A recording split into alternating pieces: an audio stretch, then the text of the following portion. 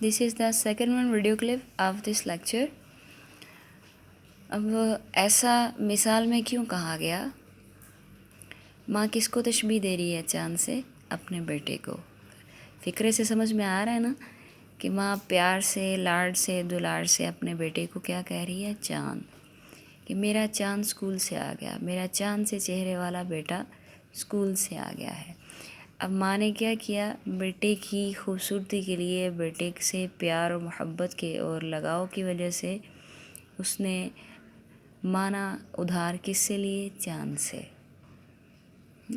बेटे की अच्छाई, खूबसूरती को किससे तशबीह दी? चाँद से। तो मीन्स उसने चाँद से माना मुस्तार लिए, चाँद से माना मुस्तार लिए।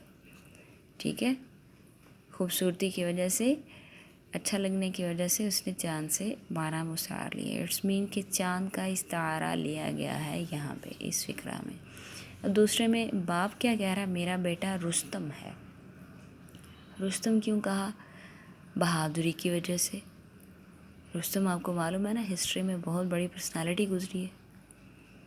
बहादुरी की वजह से बाप ने कहा मेरा बेटा रुस्तम है। अब उस बहादुरी की वजह से तशबीह दी है बाप ने बेटे को रुस्तम से। ठीक है, ऐसे ही किस शेर की आमद है कि रन कांप रहा है? रन, मैदाने जंग।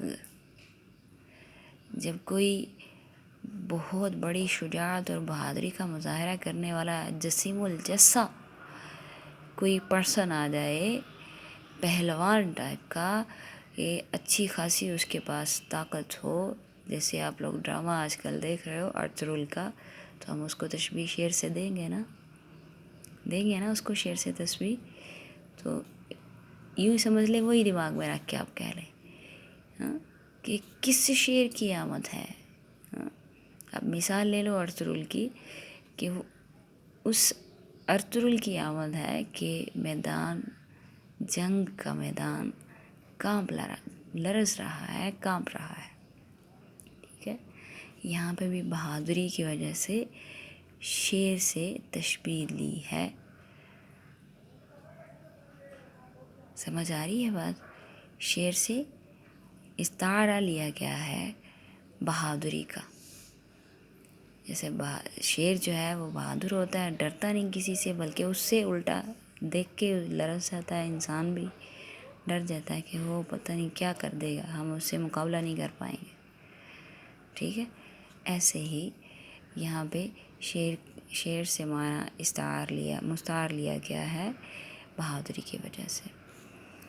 अब है इन जुमलों में बेटे को चाँद, बेटे को रुस्तम और बहादुर इंसान को शेर कहा गया है। ठीक है, यानी चाँद और रुस्तम और शेर के अल्फाज मुस्तार लेकर, मतलब उधार लेकर बच्चे, बेटे और बहादुर इंसान के लिए इस्तेमाल किए गए। बात समझ में आ गई? इसे क्या कहते हैं? इस तरह तशबीह देने को क्या कहते हैं? इस्तारा। इस तरह तशबीह देने को क्या बोलेंगे? इस्तारा। ठीक है, समझ में आ गई? अब हम बढ़ते हैं इस इस्तारा के अरकान की जानिब। ठीक है, इसके कितने अरकान हैं, उनके नाम क्या हैं, ठीक है, क्यों रखे गए हैं